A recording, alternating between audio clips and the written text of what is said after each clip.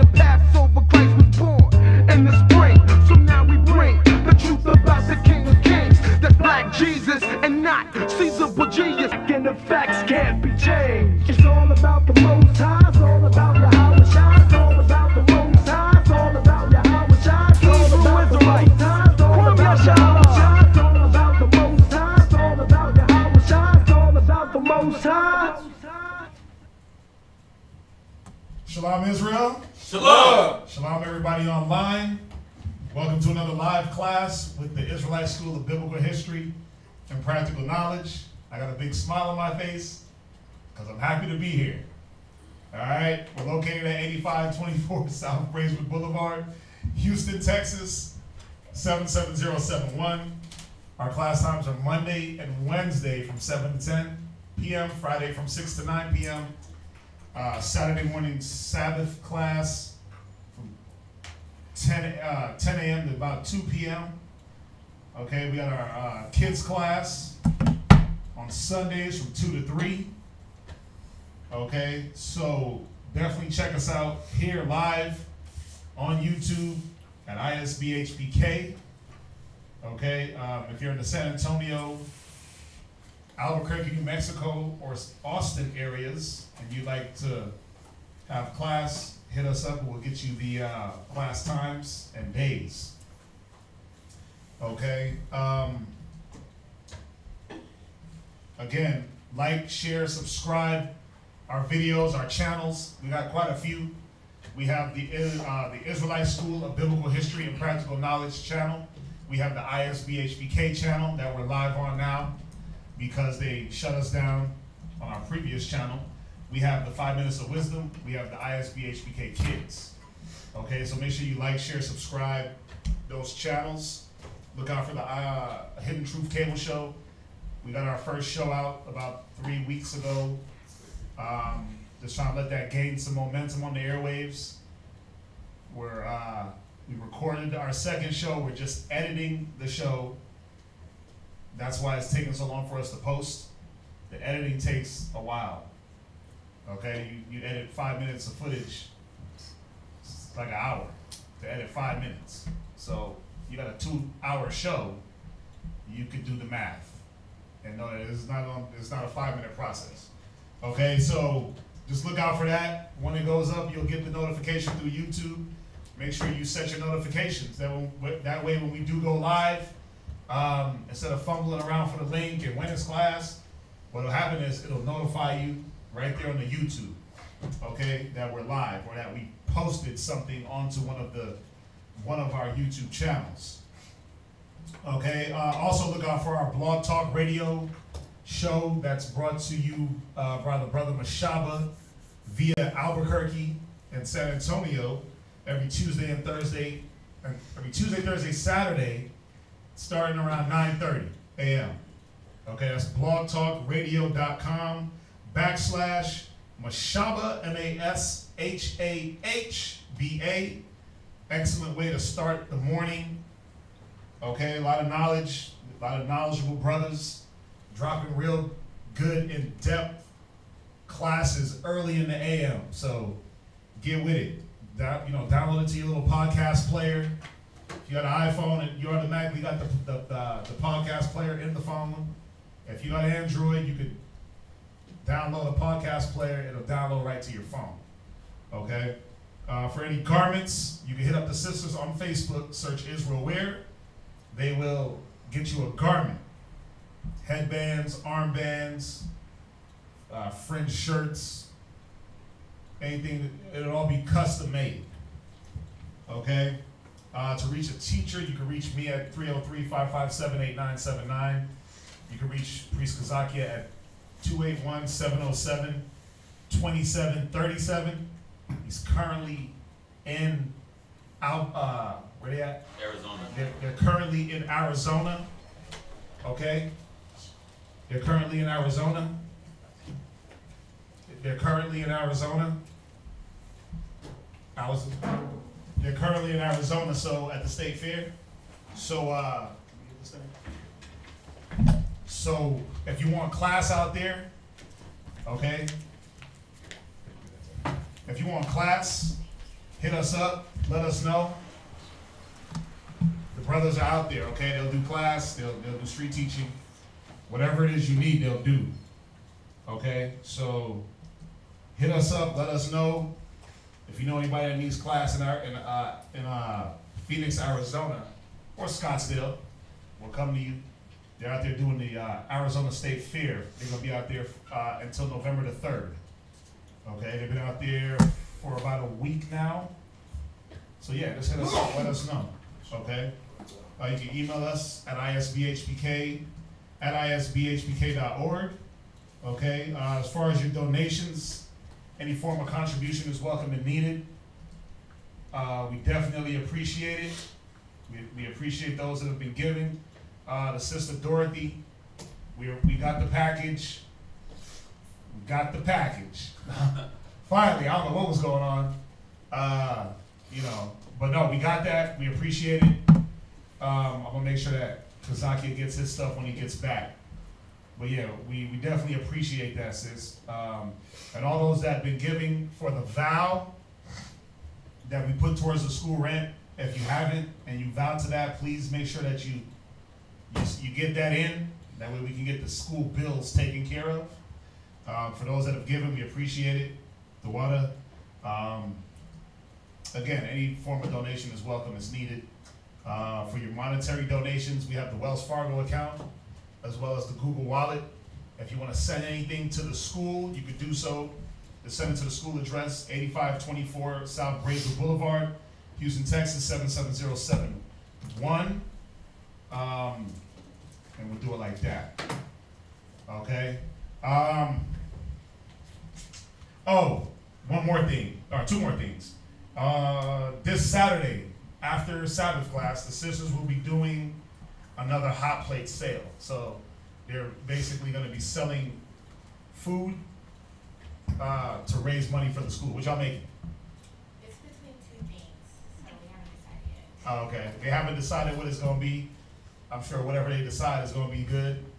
So yeah, if you want to support that way, they're selling food. So I mean, obviously that's for more of the people that are local.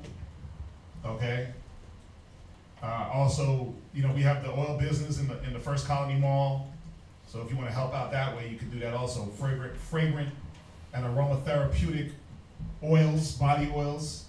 Okay, so We also ship. Yeah, we ship out. We do all that. Whatever you need. You need them hot mixes. You need that Superman, that Batman, that Incredible Hulk. You need that Savage. Whatever you need, we got you. Okay, so that's another way that our brothers and sisters could help out if they want to do it like that.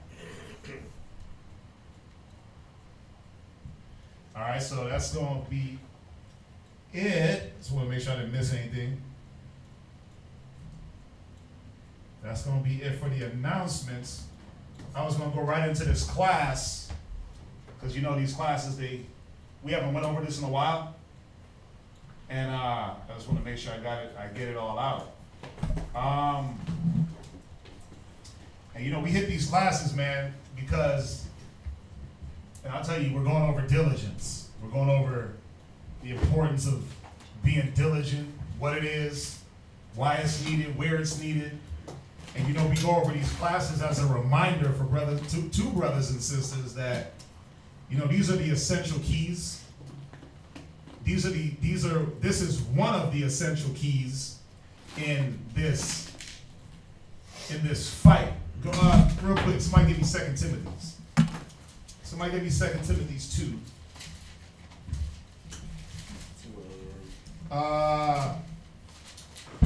What do I want?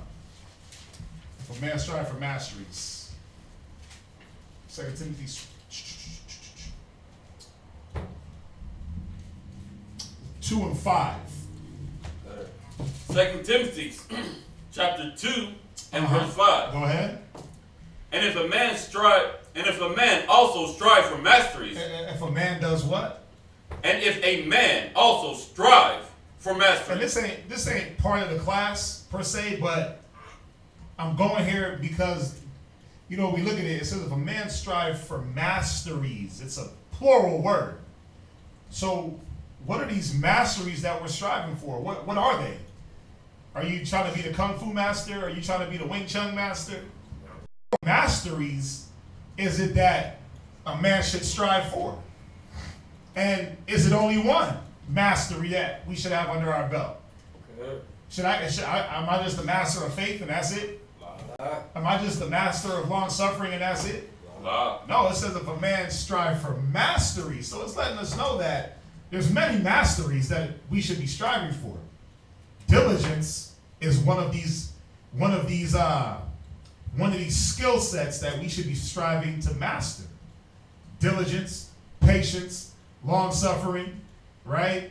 Righteous judgment, right? God. All these fruits of the spirit, right? God. Love, charity, peace. We should be striving for peace, man. That's what the spirit brings us, right? God. So that's a mastery in itself. Just having peace within oneself, having peace that what you're going through is not in vain.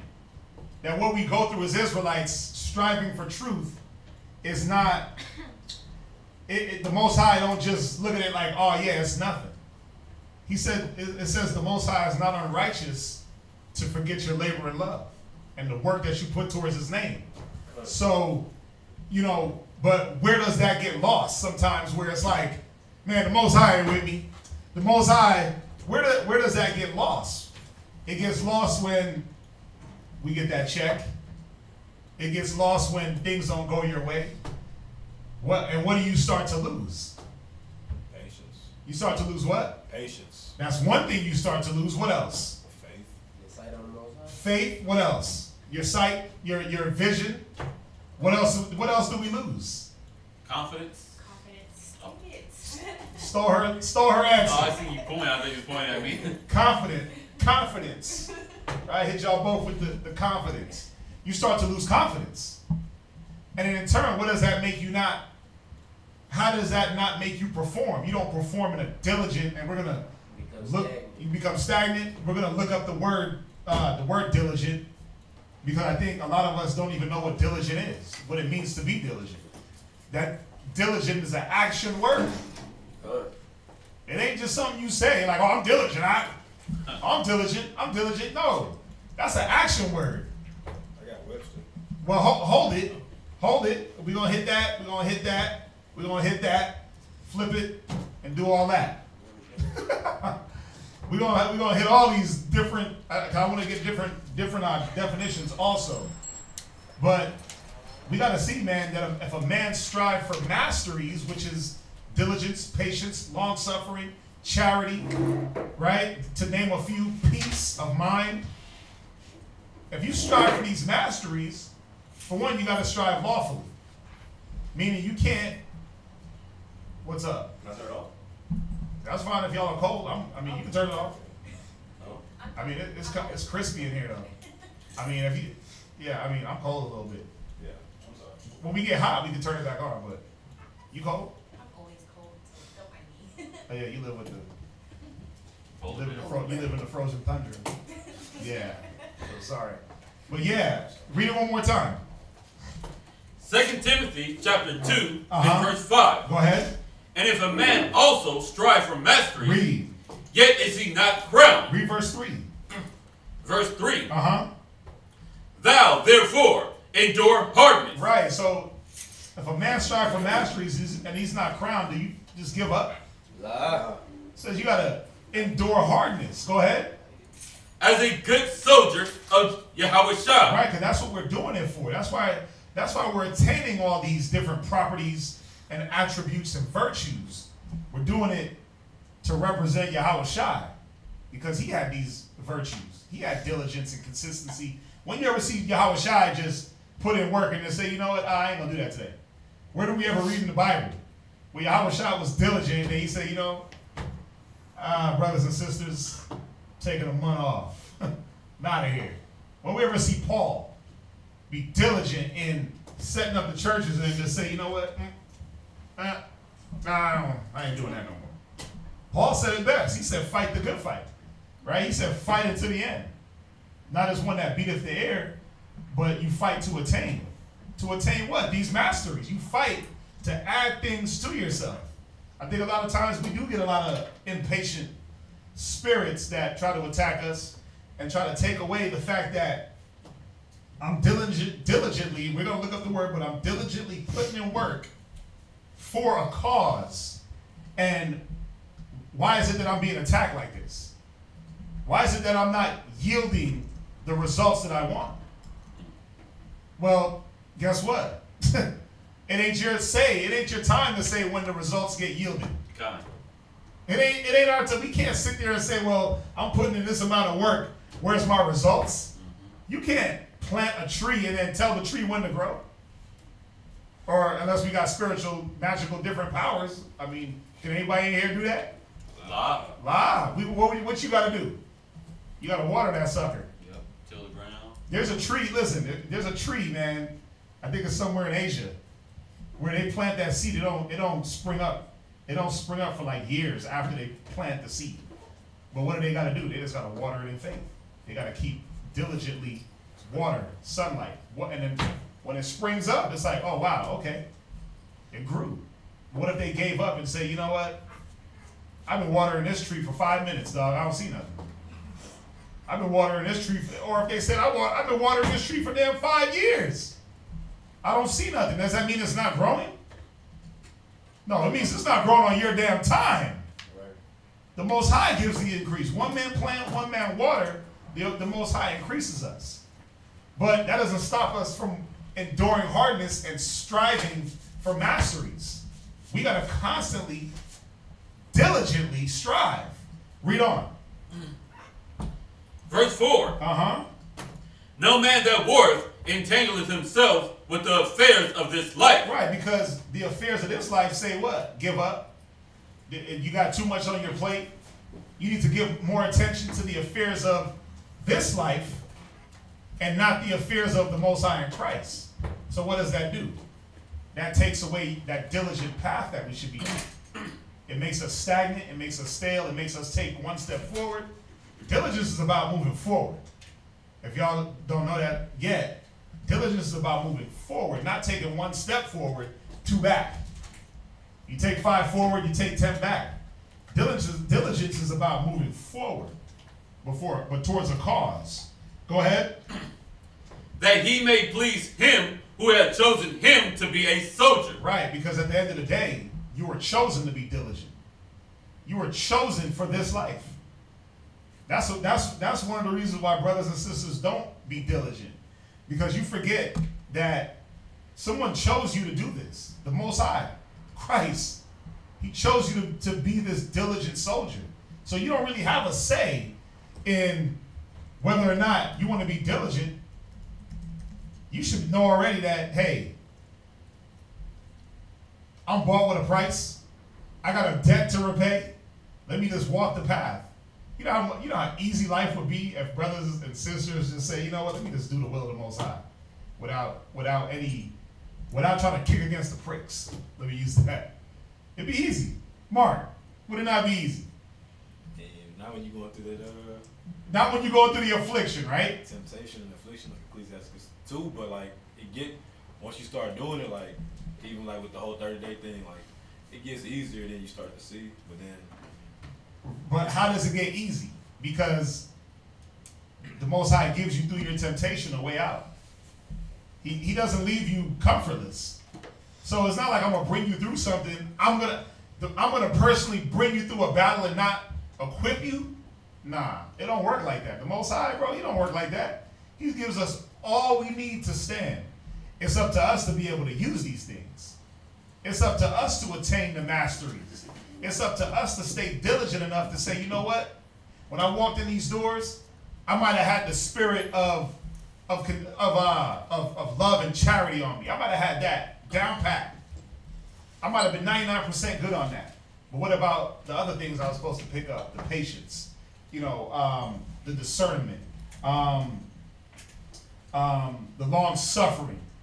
What about these other things I was supposed to pick up?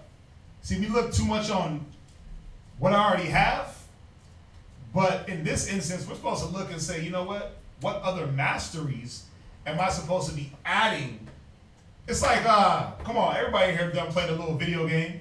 What's up? Like the parable with the talents. The parable with the talents. You know, he gave you 1 or 2 or 3, well, however many. Right. But he didn't expect to come back to see you still using the same talents. Right. You were supposed to take your talent, make it better, flip it, and add another talent to yourself. Right. I was gonna say it's like when you play little video games where you got the novice warrior, right? You got your little warrior guy. He's like real skinny and small, right? He ain't got no armor. His sword is a little switchblade, right? But as you go through the trials and you defeat your monster, what happens? You kill the monster, you get a bigger sword. He might get a little shield, right? Now he's walking around, and as you keep going and fighting battles and building attributes, you build up your weaponry, you build up your attributes. Your guy gets stronger, faster, better weapons, better crossbow, bigger guns. I mean, we all played the games, but that's how it is. It's the same thing where you come equipped with something, you got to use that to get something else. You come equipped with, we all walked in here off what? Faith. Off faith. So when you walk in here off faith, you know that you have that. Right. So how do you lose faith? You're not supposed to. You ain't supposed to lose what you had. Right. You ain't supposed to lose the faith that when you walked in here, you didn't get stoned, cussed out, kicked, punched. Where the hell's your fringes? Nobody got dealt with like that. You walked in like, okay, I don't know what's about to happen, but I'm going to see what's up. And you walk in and you learn the Bible. And brothers and sisters greeted you, right? And they talked to you nicely, and they gave you a little pamphlet with the salute. What's up? Your mic is unplugged. Is it? Is it? This mic. I talk so loud. Can y'all hear me? Yeah, I was going in a little bit. Yeah, I'm sorry. Double mic. Yeah, but you walk in off of faith. Not knowing what you're about to encounter. But what happens is that little bit of doubt that wants to be there, you slay that. When you walk in and you sit, you learn, and when you end up coming back, that doubt demon gets killed. Then you get to see all the other talents that are around you and say, you know what? Let me covet the best gifts. Good. But what happens is where we fail is we look at the battle, we get tangled up in the battle. After a while, the Ecclesiasticus 2 hits hard, smashing cats. Brothers and sisters, man, listen. When you come to serve the Lord, prepare yourself for temptation. That's one of the realest things ever written in the Bible, man. It's all real. Yes. But if you're talking about going through something off top, you automatically feel the temptation, and it comes in so many different forms. But that temptation ain't supposed to draw you out. Good. It's supposed to show you that, okay, I just fought this and won. I just strengthened myself. I'm mastering up my abilities. Not, oh, damn, I'm getting hit, let me run. Oh, man, my parents are mad. Oh, man, my rib is tripping because I'm coming to class. Oh, my husband this. Oh, these things aren't supposed to make you run. They're supposed to show you that in fighting, there's a strength. God. And then you add these virtues onto yourself. Go ahead, read on. Verse 5. Uh-huh. And if a man also strive for masteries, uh-huh, yet is he not crowned. Why would a man not be crowned? Well, because as the scripture is going to tell us, the man is not striving lawfully. He's not doing the things when he is going through his temptation, when he is going through his battle. He's not doing the things to pick up that talent. He might need patience, but he didn't counsel to be told, hey, have patience. Just chill for a sec. Stop moving around. Let the Most High work. You'll be fine. So he didn't counsel. He didn't do this. He didn't do that. Now, guess what? On the patience, or the mastery of patience, or the mastery of long suffering. And then that starts a whole cycle of, man, the Most High ain't with me. God don't love me. I don't know what I'm doing. Right? It starts this whole cycle of just confusion and chaos. Y'all get that, right? Come. So now we get to this diligence. Somebody go to 1 Peter. So you finish that up. Finish that up where you at. Except he strive lawfully. Right. We got to strive lawfully, man. We got to have patience. We got to have long suffering. We got to have diligence. This is one of the things that, I'm going to say this, man. We diligent as hell in the world. We're diligent in the worldly things. You was diligent to hit that club every ladies' night, every Saturday, every Friday. You was diligent. You was diligent on them booty calls. You was diligent to get with them women, right? You was the hound walking through the mall with your phone out, just diligent on them getting them numbers, right? Pen and paper, whatever it was. You was diligent. I'm gonna give me 5 numbers today, and you didn't leave till you got 10. So, if we could be diligent in the worldly things, man, we definitely got to be diligent with this word and in the building of ourselves. I mean, all we're doing is building our own character. That's all you're doing. You're strengthening your character. Why would a man not want to take diligence in that?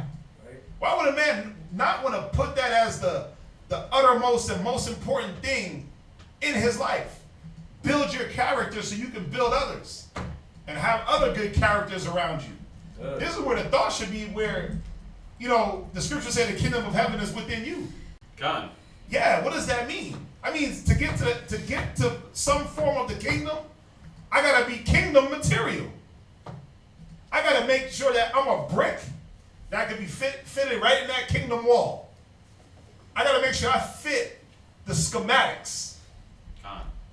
But guess what? When you come, you're a big piece of stone that needs to be chiseled, carved. So you got to go through all the different masteries to say, you know what, I fit in the kingdom. Where you at? You didn't say where you Go to Peter. Go to Peter. 2 Peter. I wish it was 2 Peter.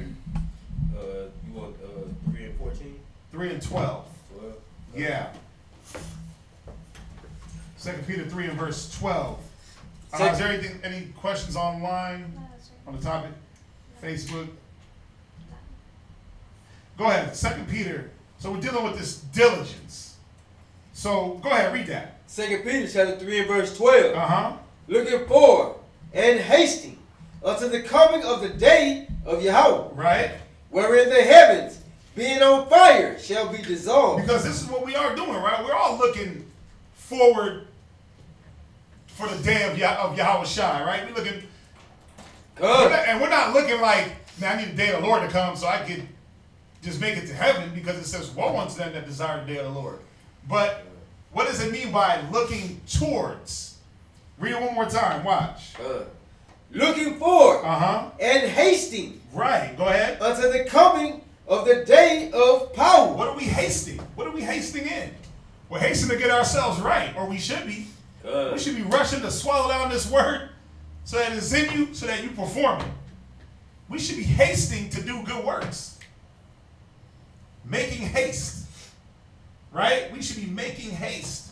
And I'm not talking about doing things half-assedly, but the same way we made haste to hit the club, ladies' night, free drinks before 10, the same way you made haste to sit in the mall and cop the J's, the same way you made haste to get over to the old girl's house, because you said if you don't get here in 5 minutes, you can't get none, because my parents will be home in 10. The same way you made haste for that. Listen, y'all know what I'm talking about, because we all been there. That's right. The same way you made haste across town to go kick it with old boy, right?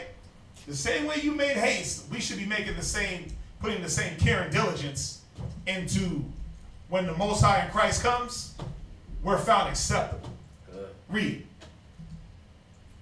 Coming of the day of power, wherein the heavens being on fire shall be dissolved. Go ahead. And the elements shall melt with fervent heat. Because this is what's going to happen on that day. So do you want to be one of them elements getting blazed? Do you want to be one of them elements getting lit up with fervent heat? Like it tells us, I believe it's Ezekiel, your eyeballs melt out of your head. Right. Yep. Say it again. Zechariah. Do you want to be that? No. Go ahead. Nevertheless, we, according to his promise, look for new heavens and a new earth. Go ahead. Wherein dwelleth righteousness. Read on. Wherefore, beloved, seeing that ye look for such things, be diligent. Be what? Be diligent. Why, you know why it's important to be diligent? Because if you're looking for one, let's be honest, no one is at the level of righteousness that if Christ, I'm gonna say it like this: there's so much in us, we're not ready. We're not ready for the kingdom. There's been so much put in us through tradition of men, through philosophy and religion and Esau and our parents. We still cleaning up, man. But we are looking forward to the kingdom, right? But read it one more time from verse, where you at? 14. Read verse 14 one more time. 2 Peter chapter 3 and verse 14. Uh-huh. Wherefore, beloved, seeing that ye look for such things. Right, because we're looking for that new heaven. We're looking for that kingdom, right? Go ahead. Be diligent. Be what? Be diligent. Come on. That ye may be found of him in peace. Read. Without spot. Yeah, we got to be diligent. Somebody give me the definition of diligence. We got to be found. We got to be diligent. You want diligent or jits? I have both. Yeah, we're going to read both. What you got? Diligence. Uh-huh. Carefulness. Is what? Carefulness. So the scripture is saying, be careful. Go ahead. What else? Steady application in business of any kind. Steady application of business of any kind. Steady application of what?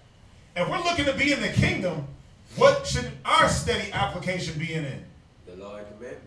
The law, the scriptures, the spiritual part of the law, not just the physical. Lakarak. I was gonna say the spiritual fruits. The fruits of the spirit. The fruits of the spirit. The fruits of the spirit. These are the things that we should be steadily applying in life. Go ahead. Constant effort to accomplish what is undertaken. Wait, it says a little bit of effort. Constant effort. But I'm going to show up whenever I want, a little bit at a time. Constant effort. Diligence is a constant effort. Meaning, you know what it means? Go back to 2 Timothy 2 and verse 4. Hold where you at, Jeremiah. Go back to 2 Timothy 2 and verse 4. This is what diligence means. Read that. 2 Timothy chapter 2 and verse 4. Uh-huh. No man that warreth entangleth himself with the affairs of this life. That's what diligence is. That I'm not going to entangle myself in the affairs of this life. Why? Read your definition. Good. From the top or? No, from where you just left off. Constant effort to accomplish what is undertaken. Right. It's a constant effort.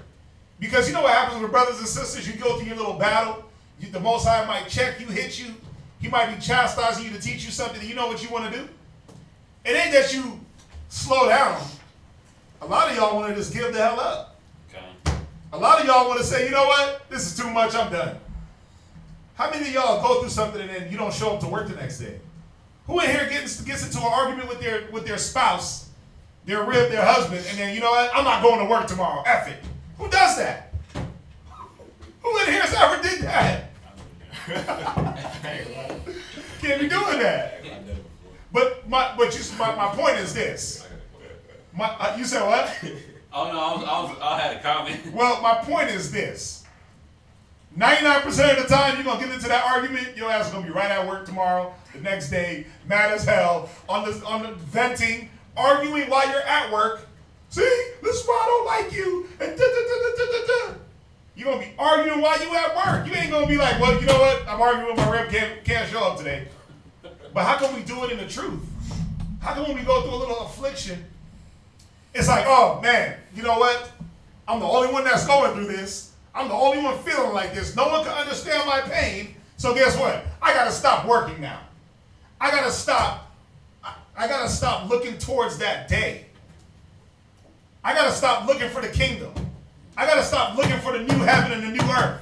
Because that's what you're really doing. You're saying, you know what, I'm going through too much affliction. I got to stop building myself. How does that make sense?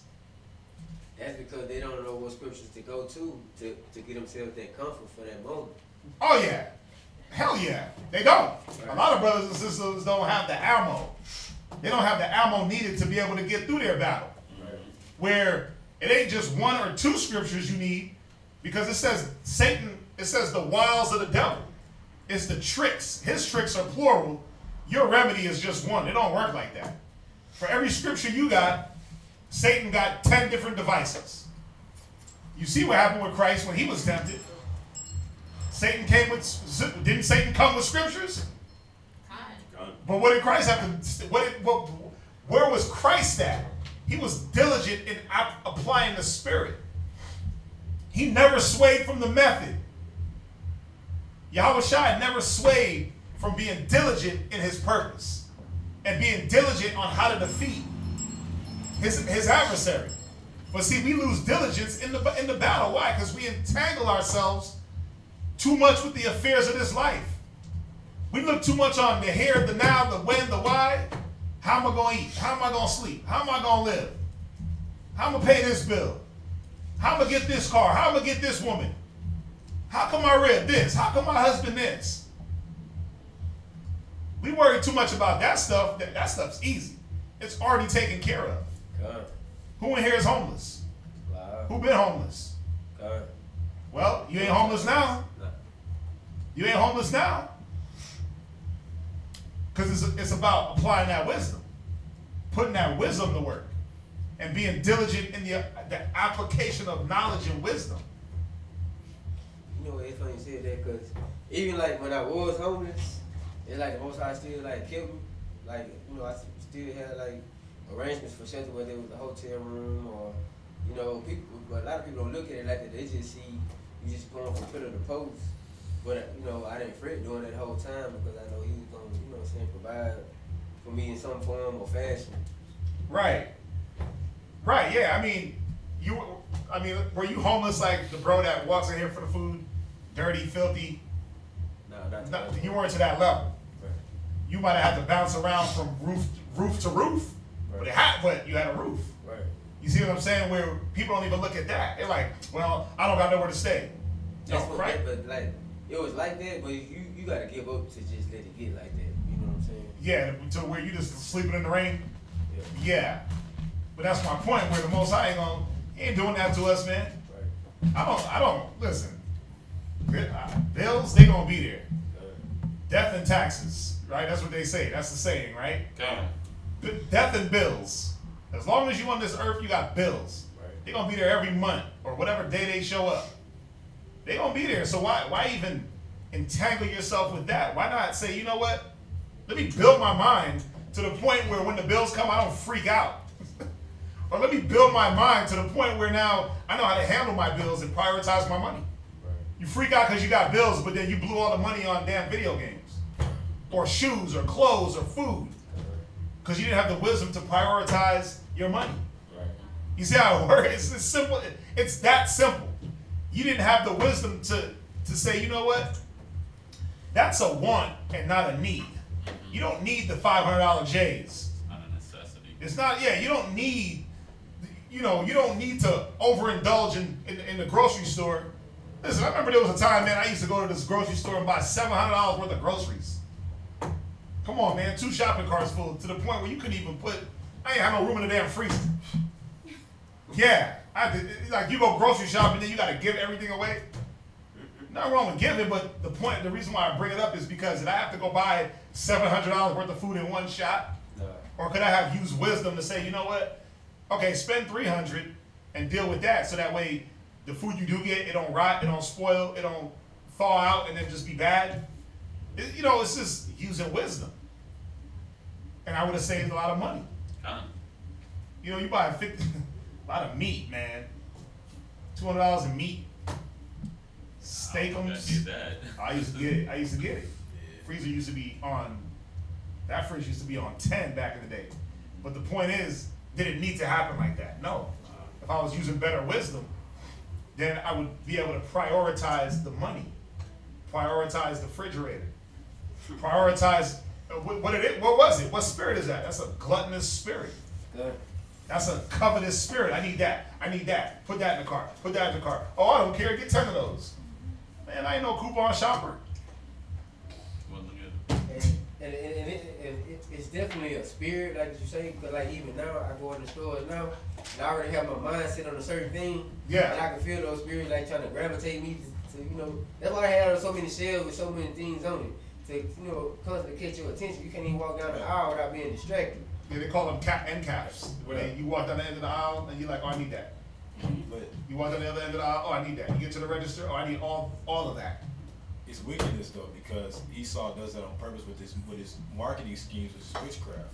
Yeah, but anybody that studies marketing, you have to Yeah. study psychology. You know, even when it goes down to how deep it goes down to is the fast food restaurants. Mhm. They use certain color schemes. There's always going to be a yellow or orange in there, or like those type of color schemes. Because when you're sitting down, for some reason, it makes your brain. If you want to sit down and eat, it makes your brain think like rush to eat and get out. Whereas you go to these sit down restaurants, it's always dark, and dim, chill somber. deal, because you want to sit down and you actually relax.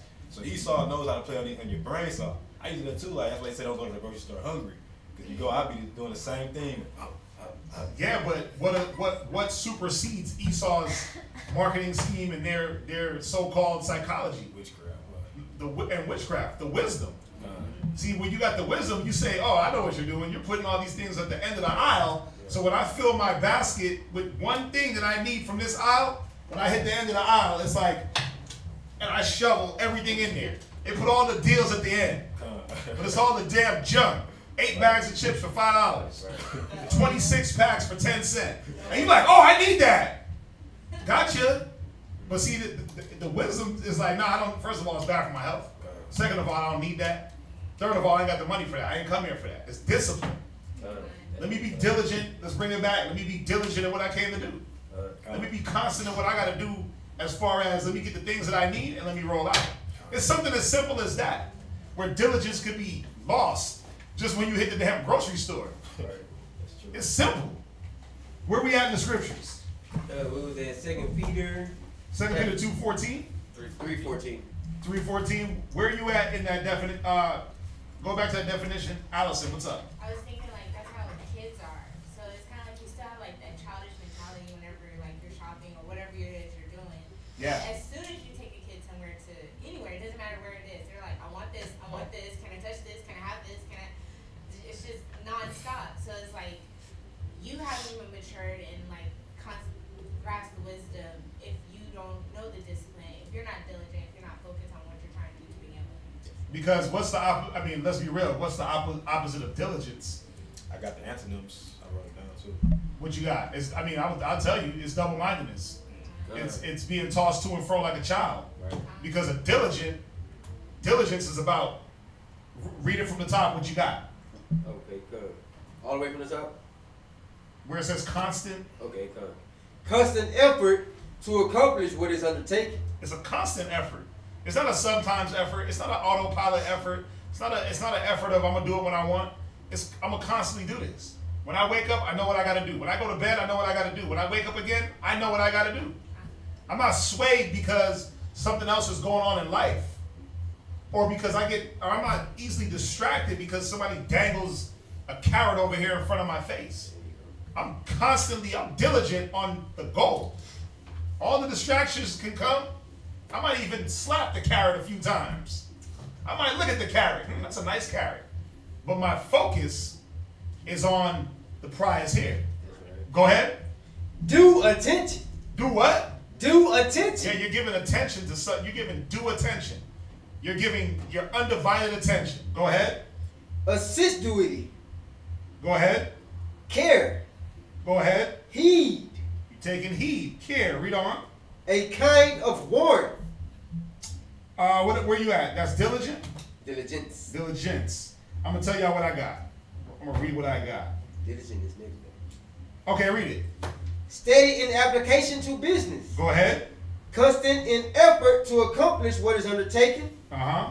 Assiduous. Uh-huh. Attentive. Uh-huh. Industrious. Go ahead. Not idle. Not what? Not idle. Not what? Not idle. Go ahead. Or negligent. Read. Of persons or things. You see that? So diligence is steady application to business, constant in effort or exhortation to accomplish what is undertaken. So what is being undertaken if we're dealing with this 2 Timothy 2 and verse 5, what is now being undertaken by each one of us? We all have the duty of a soldier. And the diligence is, let me fulfill that duty. Let me fulfill the duty of a soldier diligently. Why? Because I'm looking for the kingdom. I'm not letting this wicked kingdom distract me from the spiritual kingdom that I'm trying to attain. I'm not letting the nigga that got bands of money and girls sway me off the spiritual man that I'm trying to be. I don't want to be the dude with the money and girls. I want to be the spiritual man that don't fall to that stuff. I had just posted a scripture like on that, like that exact what you're going into right now.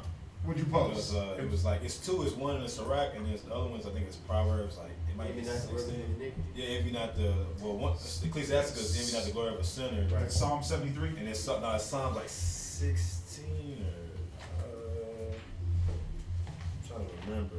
But that's funny you just brought that up, because I read that scripture there because I was kind of vexed in the spirit, because like, you know, like, you get impatient, especially when you see like people that just, they don't even care. It seems like they getting by. You know what I'm saying? Like King David was talking about that. It's 23 and 17. Right. But it's like, yeah, it's like you see that, like, because even when we have a lot of friends like from the world, like they do different things in the world right now, and they're prospering at that. So it's, you know, it's like, oh, you that Bible guy, or whatever. Like, I had one friend, he got demons on. Anytime I post a scripture or something, he like to like hop on and like, well, you need money to live, stuff like that. Like, what you gonna do with these scriptures? Like one time I posted like about eating, you know, pork.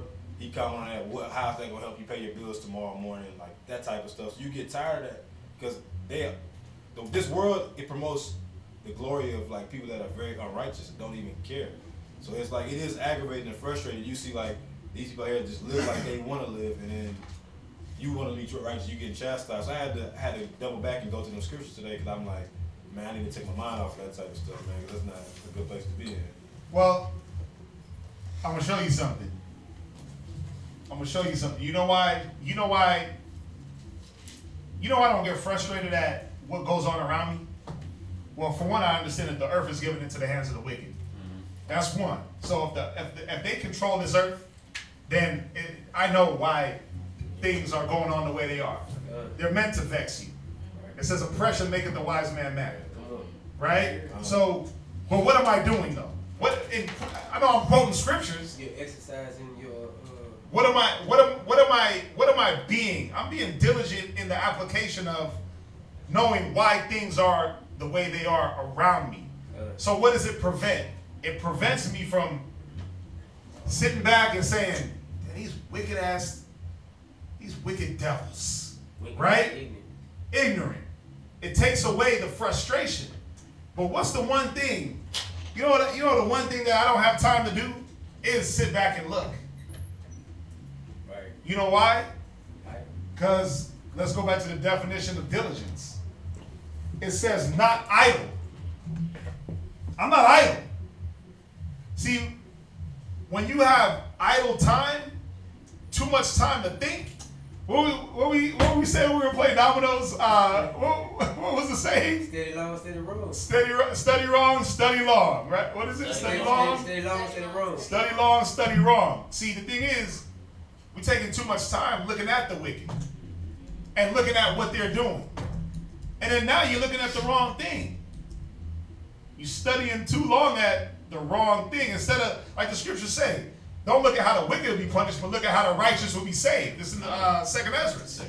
Right? So, me, I don't give a damn about what they got coming, because I'm trying to still figure out how to not fall into what they're doing. Right. It's not so much that. Like, I got a homie, like, he's really just big into, like, money. Right? So we, you know, of course, by natural laws, we not really as close as we used to be as friends, because obviously he's on some other stuff. I'm on a different path. Right. It's like anytime I post scriptures or something like that, he'll try to come in or say something like some slick, like, well, with that Bible, I'm gonna live how I want to live, right? Doing what you want to do. It'll be like one post he made. Like I post some scriptures. He doing what you want to do. The greater than sign, following some book or whatever. So it's just aggravating, because it's like blasphemous. Like you over here trying, and then at the same time, you really can't say nothing to him, because He don't care about scriptures. All he know is, well, I got more money than you, so what can you tell me? So Right, but then guess what? You got to sit back and say, yeah, you got all the money, but what wisdom do you have to control the money? You probably got a pocket with holes in it. You know, you got to sit back and look at that and not get. That's why like the Psalm 73 is so important, because even David said it. David said, truly God is good. I'm going to read it. Psalm 73 and 1. He said, verse 2, but as for me, my feet were almost gone. My steps had well nigh slipped. For I was envious at the foolish. When I saw the at the foolish, when I saw the prosperity of the wicked. He said he almost slipped. Even David, wise man, wise king, almost slipped when he sat back and was like, damn, these niggas got it. Why? It's like working in the mall, man.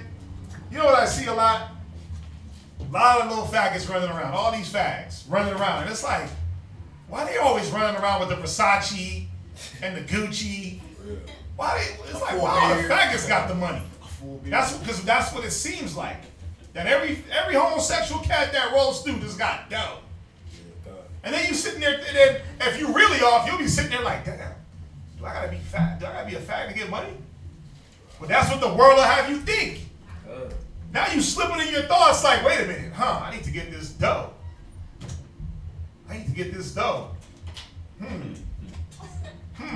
What do I gotta do to get that? Well, to be down with Death Row Records, you gotta bend over, right? I'll change you. Yeah. Listen, you gotta give that up. But that's what the world tells us, man. That in order to assimilate with these people, you gotta give something up. Where the righteousness of the Most High is what? You are giving something up. You're destroying that old man to get what? Something better. That's how we gotta look at it. And there's no trade-off. There's no trade-off for me. Money and my morality, my spiritual and physical being whole. There's no trade-off. I'll be broke as hell. I'll stay broke with no vehicle. I don't care. I'll suffer. Because it ain't about the suffering. It ain't about suffering here, man. This ain't. The scriptures say for your light affliction. I still got a roof, food, my kids, I still have these things that if you're not looking at these things, these things that we think are small, like, yeah, I got a roof over my head. Yeah, I got a vehicle to drive. Might not be my vehicle, but I got a vehicle to get somewhere with. I don't even trip. I'm like, cool. I got a brother there that's willing to let me borrow and lend, and because people in the world ain't got that. You got all the damn money in the world. But when you need to borrow something, who's going to be there to let you borrow it when you're in the world? Because the world is about, I got all the money. Me. You can't have none unless you got your own. Where the truth is like, well, I got something, but guess what? You got it too, bro. If I got it, you got it. If I got it, we all got it. That's the difference. So, when you get into the Psalms and when you're looking at the wicked and you're like, damn, wait a minute. How come this? How come that? You got to remember that there was something that they gave up to get what they have. There's something that they had to give up. They had to give up their soul to gain the world. But that's why the Bible asks, what shall it profit a man to lose his soul and gain the world? There is no profit in that. There is no profit. So you can't trip on that, Mark. You can't let the world beat you down. But most importantly, you got to be diligent in your fight and not have time to be entangled with the affairs of this life. Who got time to go back and forth on Facebook? Not when you're busy. Not when you're busy trying to study for yourself and get yourself right. Facebook is like, that's on the back burners or back burners. You said what? Yeah, a lot of brothers start to do that because it's like, wait a minute, Facebook is nothing but arguing, contention, Israelite battles. Like, niggas ain't even about getting themselves right and teaching no more. It's about trying to rip the next man down. That's all Facebook is about. Like, oh, your beard's not big enough. You got the wrong color on. Your fringes ain't long enough. Your phylacteries ain't out there. Like, bruh, miss me with that. I'm trying to get me right. I'm trying to get the ones around me better. But if you're busy, caught up in that, you're not going to be able to do that. If your diligence is in social media, how do you build yourself? You can't. So we got to remember that the reason why you're able to see the wicked prosper, you might have too much idle time on your hands, where you're taking too much time and studying them instead of saying, you know what, let me study this word and let me not worry about their punishment or their blessings, right? But let me worry about getting myself into the kingdom. You understand that? Where we at? 2 Peter chapter 3 and verse 14. Go ahead, read that. Wherefore, beloved, seeing that ye look for such things, be diligent. Right. See, we're looking for the kingdom, but we got to be diligent in our look. We can't just say, oh, I'm looking for the kingdom and then walk blindly. Yeah, I'm looking for the kingdom. Dum, da, dum, da, dum. I'm going to tiptoe to the kingdom. I'm looking for it, but I'm going to walk backwards to the kingdom. Bro, I'm looking for the kingdom. I'm skipping. I'm jumping. I'm trying to make leaps and bounds to the kingdom. Go ahead. That ye may be found in him in peace. Read. Without spot. And blameless. And that's the whole point, that diligence is supposed to build us to be spotless and blameless in the way we deal with one another, in our works. We don't, it's supposed to build in you this track record. That's what this constant application in business. We're a part of the Most High's corporation. So we got to constantly apply his word to be found as righteous, worthy workers. Y'all get that, right? Good. So we understand what diligence is. Steady, I'm going to read on with this definition. Steadily applied, constant care and effort, being careful, steady application in business, constant effort or exhortation to accomplish what is being undertaken. What's being undertaken is a building of a kingdom. So you can't be half-assed with this. You can't be a minute, 1 minute, the next minute I'm going to go 1,000 miles an hour, and then next week I'm going to go 5 miles an hour. You got to be constant. We got to be constant in our building. You sisters, you got to be constant in building in your house. Well, you can't be the righteous, holy, humble, floating on air, all white. You got your angelic being one day, and then 5 minutes later, when your husband says, no, let's not do it like that, you turn into damn Satan himself. Like, you can't do that. You have to be constant in applying and being that holy, humble, righteous, right? Because we ain't got no Satans in here, right? We don't got that in here, right? We got only holy, righteous, humble sisters, right? God. All white, head wrapped to the T. When they walk in, they float, right? You see the angels behind them, sisters, right? It's like birds chirping because they ain't falling out the spirit every 5 minutes, right? They're being diligent with the word. Con? Go to 2 Timothy 2 and 7. Excuse me, Titus 2 and 7. Titus chapter 2 and 7. So, diligence. Diligence is supposed to yield something. If you practice diligence, it's supposed to yield a track record of good works. That's the only way. You don't just start out and then all of a sudden you got a track record of works. You have to constantly be applying, constantly be working, putting in effort to build a record of good works. Read that. Titus 2 and 7. Titus chapter 2 and verse 7. Go ahead. In all things, showing thyself a pattern of good works. In some things. All things. Showing thyself a pattern of good work. Go ahead. In doctrine, in what? In doctrine. Go ahead. Showing uncorruptness. See, this is what the pattern of good works does. It builds you up a pattern. Excuse me. It builds that uncorruptness. Is my mic low?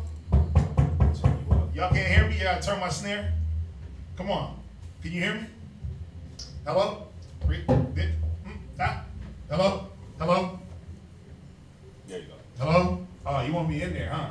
Oh, yeah. You want me in there with this. You want me to blow our eardrums. Read that, Titus 2 and verse 7.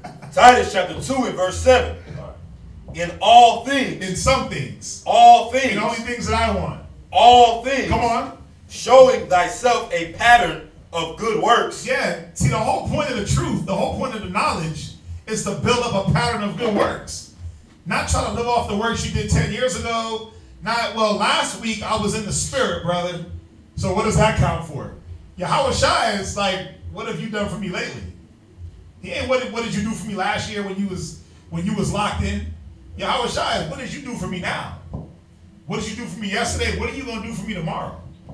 But I got to constantly be putting in the work and putting in the pattern of good works.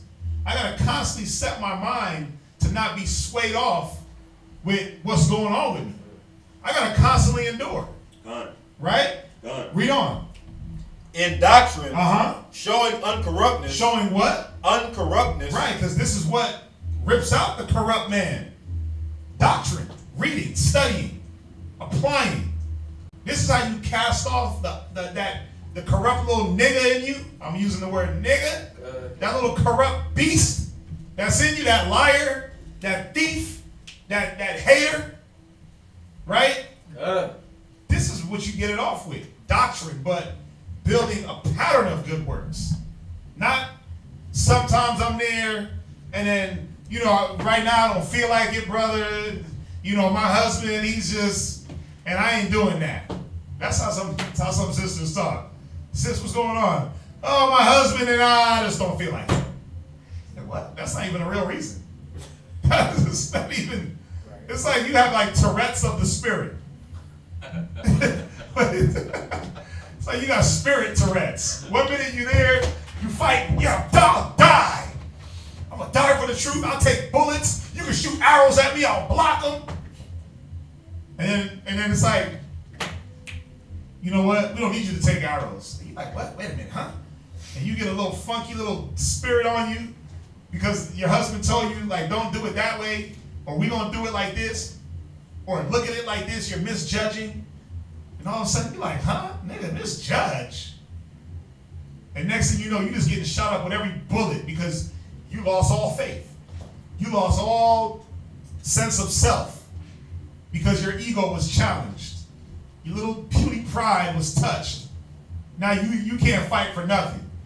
You want to die right in the chair because your husband said, no, not like that. I don't like my headband like that. Or I don't like my food like that. Or how come you didn't do this, this, and this, like I told you? You just want to die.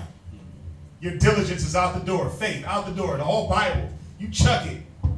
Bible, what's that? Get your Bible, sis, huh? No. Go to Titus 3 and verse 8. Finish up where you at. Titus 2 and 7. Read it from the top. Titus chapter 2, verse 7. Go ahead. In all things, showing thyself a pattern of good works. This is what diligence brings, a pattern of good works. Go ahead. In doctrine, showing uncorruptness. Showing what? Uncorruptness. Go ahead. Gravity. Read. Sincerity. This is what diligence brings. It keeps you down to earth. Why? Because you're constantly putting in work. It keeps you sincere.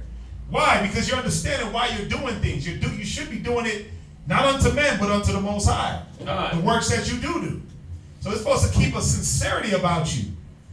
But if you take time to be idle and look around what everybody else is doing, you start to lose that sincerity because then you say, you know what? I'm going to do it, but what the hell's the point? The faggots is getting all the money anyway. The faggots are living better than me anyway. They get all the rights. Right? But that's what happens if we don't do things through sincerity. You had your hand up. No, I was just going to say that's real. I know it's real. You just stop and you look around and you're like, damn, what the hell? Why am I doing this? Yeah. But we're not supposed to be like that. Yeah. The old man was like that. The old man took time to look at all the good that he was doing and say, damn, why am I doing this? These niggas is over here winning anyway. Let me go be with them. That's the old weak man, the old faithless, double-minded, tossed to and fro, non-diligent man.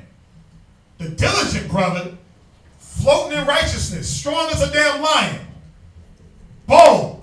That brother ain't got time to sit back and be like, what the hell's the point? Because why? He's working. He's building. He's abiding in his labor. He got his hand to the plow. He ain't got time to look back. Look around He ain't got time to do none of that. His looking around is making sure that I'm walking circumspect. I'm not looking around to see what everybody else is getting into and how I can get into that with them. I'm looking at a wise man looketh well to his going. That's what we should be doing. So remember, it's about building a pattern of good work. That's what Yahweh Shai is coming to look at. Why do you think the Most High forgave David? When you look at David, it said David sinned one time in his whole entire life. And that was with Bathsheba. So that means he had a pattern of good work. He had a track record of, you know what? I see what you did here, but damn, if I go back to the beginning of your life, you were faithful, just, long-suffering. Even up until now, you still are, but you made a mistake. Most High was quick to forgive David.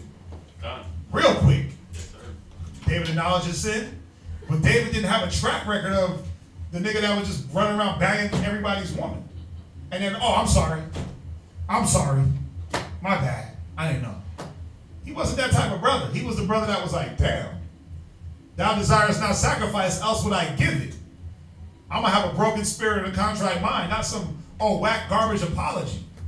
After I did the same thing over and over and over and over and over. It don't work like that. That's why the Most High dealt with David the way he did. Did David still get checked for his hiccup? Hell yeah, he got checked. Because you ain't going to go unpunished. Believe it or not, the Most High, you're going to get it. You're going to reap. A man shall reap what he sows. Yes, sir. Titus 3 and verse 8. Titus chapter 3 and verse 8. Uh-huh. This is a faithful saying. Go ahead. And these things I will that thou affirm constantly. Then you do what? Affirm constantly. See, it's about consistency. Go ahead. That they which have believed in Yahweh might be careful to maintain good works. If they believe what? In Yahweh might be careful to maintain good works. Yeah, see, it's about the maintenance of good work. A just man falls 7 times. A wicked man fall into mischief. Right? So 6 out of 7 times, that just man is maintaining good work. He ain't just wicked and it's like, oh, I'm going to do one good work and I'm going to have 6 wicked mishaps. No, it's about constantly maintaining, having a track record of, man, if I got to vouch for Shathak, I know that this brother, yeah, he does good work. For the most part, he's this. Boom, boom, boom, boom, boom. Does he got his hang-ups? Does he have, like any of us, do I have my hang-ups? Con. But do I let the affairs of this life, my hang-ups, take me off my path? Hell no, I push through my hang-ups. I fight them hang-ups. I battle. I bang with the devil. I hang them up, right? I hang them up. I stretch them out like the cleaners, right? I iron them joints up and fold them. My problems. You got to. You have to. Listen, you got to treat your battle like it's a man in front of you and you're just choking him to death. You're strangling him. You're fighting him. You're punching him. You're kicking him. You have to. I'm busting guns at demons. In the spiritual sense, right? I'm attacking my demons before they attack me. If I know I'm slothful as hell, guess what? I'm up early. If I know I'm not a self-starter, guess what? I'm going to get started early. I'm not going to wait for the sloth demon to hit me at 3 p.m. Then it's like, man, well, it's 3 p.m. You might as well just stay laying down. That's how he hitting you. That's how he gets us, man. It's like, yeah, I'm going to lay down till 3. 3 p.m. roll around. You're like, damn, I knew I should have got up at like 11, 9, got my day started. Then you justify it. Well, yeah, it's 3 p.m. The sun's about to go down. I might as well chill. My favorite Netflix program is about to come on. Been binge watching all day. You know, we justify things instead of saying, you know what, we're too reactive instead of being proactive. Right. You know, and that's a part of being diligent. It's knowing, what about you? Where is Satan trying to take you out? You know, I have the conversation with Kazakia a lot. And he's always like, all right, you got to make sure you watch. You got to make sure you got to watch out for Satan. You got to watch. And me, I'm like, con. And then it puts me in the mind of, okay, that's Satan. That's the devil. I can't deal with this. I don't want to talk to this. I don't want to, nope. That's Satan trying to get in. I'm over careful. Where I'm looking at everything like it's Satan trying to distract me, trying to take me off the path. So what do? Instead of having to have the mind of, that's Satan, that's Satan, that's Satan, I'm just like, you know what? I'm getting in this book. I'm in the book. I'm in the book. I'm dealing with brothers. I'm dealing with my rib, my family, sisters. I'm dealing with the body. So that keeps me away from everything that could even present itself as Satan. It takes me away from any distraction. Because if you don't fall into what I already got going on in the camp, you're going to get bounced right out. Just me being diligent in the work. If you don't conform to what's going on with this, you can't get in. Okay. But see, we get entangled and we let the things that are trying to distract us, we conform to it. We conform to the things that are trying to break us down. You give in. You lighten up a little bit. Oh, yeah. If you know you got a study problem, if you know you got a demon that prevents you from, as soon as you open the book, it's 5 p.m., you open the book, and you knocked out 5 minutes later, you need to know that every day when you go home, you need to crack that book open. Fall asleep. And then wake back up and get right back in the book. Fall asleep again. Wake right back up every night. You need to break that demon. I had that demon on me. And I'd open the book. I'd be in my favorite chapters. I'd be up in Hebrews, Corinthians, just reading. And it's a true saying. Like, damn, why am I had all this energy all day. As soon as I open the Bible, I'm falling asleep. So what did I have to do? I had to recognize that in myself and stay diligent on my studies. And say, you know what? I'm gonna break this demon. I'm going to do what the demon don't want me to do. I'm going to bust this book open. I'm going to make sure the audio Bible's playing. I'm going to be talking about scriptures. I'm going to study something else to break the demon. I'm going to do some other form of biblical study to break that demon. If I'm just going to read and fall asleep, well, I ain't going to read. I'm going to write. I'm going to write my Hebrew. I'm going to write something to keep my mind in my studies. Well, you got to be proactive to know you. I just tell people, they always be, man, I don't got time to read. Or like, I be talking to brothers at the barber shop, and every time I tell them about either getting the word, or just call me, or come by here and grab a flyer, I might still be working. Hey, go by there, hey, in the class right now, grab a flyer. Right. They come over with every kind of excuse. I say, man, hold on, bro. Your schedule ain't that busy, but you can't stop and just get the most out of praise or make some me time for God. Add him into your schedule, but he the one made your schedule for you. You right. Know what I'm saying? That's the diligent mind is saying, you know what? I got to make that time. I got to sacrifice. Right. You know how I broke my study demon? I stayed up late. I would just stay up late as hell. Like, okay, if I can stay up and watch some dumbass TV, I would definitely be able to get some reading in. Okay. The same amount of Netflix time I put in, I'm going to put in double and read. So every night, I'm home. Read. Put things together. Highlight this, write this. Every night. It don't matter. But you got to know yourself. You got to know what hang-ups you have and stay diligent, constantly working, constantly applying to not let that demon creep in. Read on. Good. These things are good and profitable unto men. They're what? Good and profitable unto men. Yeah, the maintenance of good works, the maintenance of good works is profitable for you. Why? Because Yahweh Shai is going to come and say, where are your works? He don't want that old patchy work. 1 minute you worked in 2015, in 2016 you took a break, and you retired for 3, you did the Michael Jordan thing, yeah, I'm retiring from the truth, right? Like I put in 15 years of hard work, so I'm about to retire for 3 years because, you know, I'm just not feeling it. And then you come out of retirement, you come back strong, and then you get injured. This ain't a sports team, man. This ain't what brothers and sisters think it is. This is about constantly doing this for life. This is about being diligent through all landscapes, through all affliction. This is about being diligent even when you don't see the need to be diligent. This is about being diligent past your comprehension of I'm diligent. Go to Judith 8:24. So where's diligence needed? And this is a basic class. I didn't you know, I ain't been up here in a minute. So I want to just, you know what I mean? Take it light. Take it easy. Because this is a general class for everybody, man. The diligence is needed, man. Brothers, sisters, even with your children. It's funny, man. Like I'm homeschooling my son. And I'm even seeing in me, like if I'm not constantly on this dude and constantly making sure that he adheres to a schedule, man, I don't know what it is, but he goes into like space cadet mode where he just forgets everything.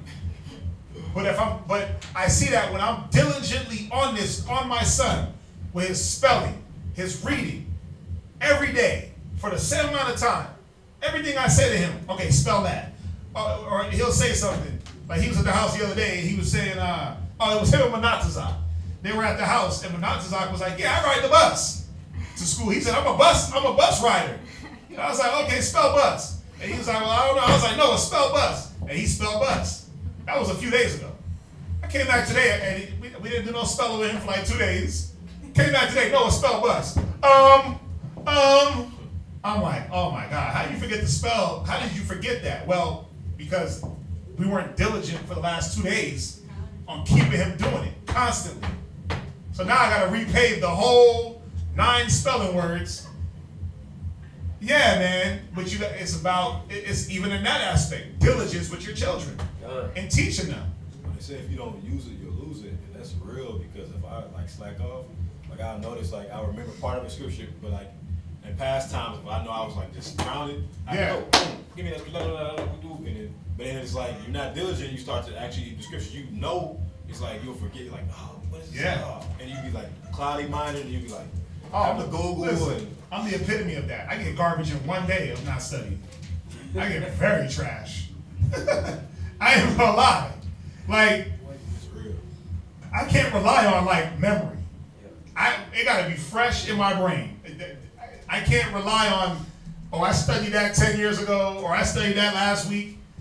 I gotta be in there because I know how my mind is. My mind, it picks up everything very fast. And I have like selective memory where it's like, okay, I'm doing this right now, so I'm gonna remember that. But as soon as I put this down and I go over here and listen to some music, I'm remembering every single song lyric. And I start forgetting scriptures like, wait a minute, how come I forgot?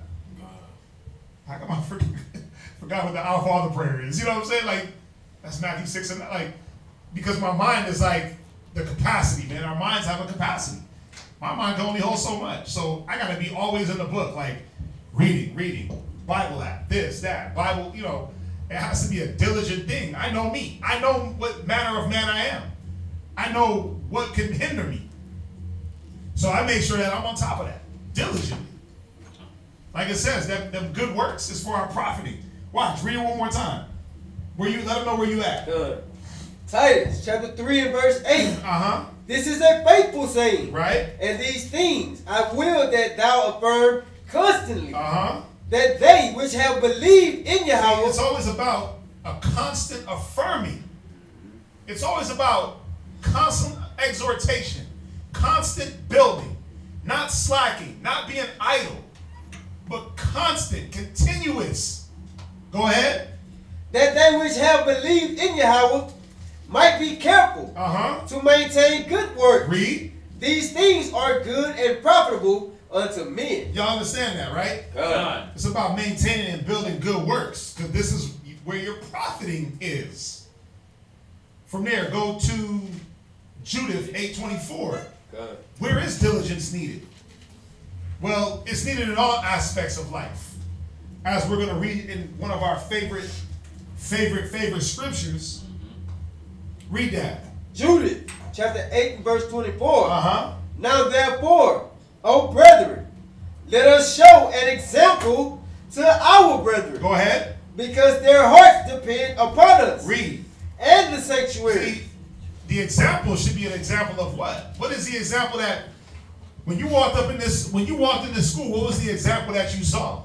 Did we have class on Monday for 2 months and then all of a sudden it's like no class? Since you've been here a year and a half, 3 years, 4 years, 5 years, has the schedule of class changed? It's been the same Monday, Wednesday, Friday, Saturday, right? Back in the day when we were in Colorado, we did class Tuesday, it was Tuesday, Thursday, Friday, Saturday. We always have 4 days of class. It ain't changed. You know, the diligence just in class and making sure there's a proper schedule for class. That's kept. Why? Because we're dependent upon. We're dependent on, brothers and sisters online depend on us and know that, okay, wait a minute. It's 7 o'clock. Class needs to start. Where's it at? They're waiting on that. It says your brother's hearts depend on you. So brothers and sisters online, people out here in the streets that know when we have class, they're like, okay, they show up knowing these brothers gonna be there on Monday at 7. Like even like the homeless people now know. They know the schedule. They're like, okay, I'm gonna come here and get some food every Monday, Wednesday, and Friday, and I might even pop up on a Saturday if I can catch them. They know. They're diligent in knowing that we're diligent in the schedule, and we hold to what we're doing. Imagine if we switched it up. Like, yeah, we're gonna for the 3 weeks in the month, we're gonna have class 4 days a week, and then on the last week, we just ain't gonna be here. You know how many phone calls we get? What happened to class? What happened to class? Notes on the door. Well, I showed up and nobody was. You know, I mean, it's about being diligent for who? Read it from the top. Judah chapter 8, verse 24. Go ahead. Now therefore, O brethren, read. Let us show an example to our brethren. Yeah, the example of diligence, of constantly working, of constantly putting in your brick. Go ahead. Because their hearts depend upon us. Right, because we're dependent upon to be consistent. We're dependent upon for class. We're dependent upon to be counseling. We're dependent upon for the help. Go ahead. And the sanctuary and the house. Read. And the altar Read. Rest upon us. Wait, no, just my own house rest upon me. Read it again. It says, and the sanctuary. And the sanctuary. And the house. And the altar. Right. There's more than just one thing or one place where diligence should be applied. You can't be diligent in one realm and then like be half-assed in the other. Oh, I'm diligent at home. You got brothers be diligent with their rib, real quick to be sharp on them Bible scriptures with her, diligent to keep her straight. But then when it comes to their own self, they forget. They lack diligence. Or when it comes to being there for the brothers, they lack diligence.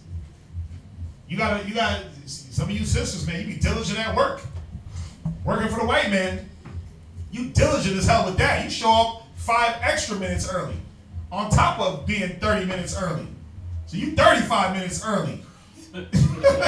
Right? You wake up early as hell to be on time. You come back from break on time. You be earliest of the earliest. I'm the first one in the door. See? Look at me, I'm diligent. You get all your work done on time. But then when it comes to garments, it's like, I don't know why I didn't get that done. It's always an excuse. I ran out of yarn. I ran out of material. This ain't over there. This ain't right. This ain't getting done. It's always an excuse. We got to stop doing that, man. And you got to see that being diligent in one area of life, it can be applied. That same diligence that you have can be taken and put in this area of life, in this area of life, in this area of life. You know what the problem with that is? Who knows what the problem with being?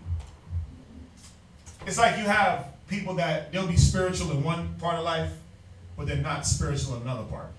What's the problem with that person? I want to see if y'all with me. No, it's not like they're double-minded. That's what I call Who was about to say something? I was about to say. Oh, go ahead. They haven't strive for all the masteries. They got 1 or 2, and you need the other ones. That's one, but what is it about their journey in the truth? They don't like to change. They don't like to just grow in other areas and only stick to what they know because that's their comfort zone. True. Along those lines, what it is that they made a separation between their life and the truth. where your life is the truth.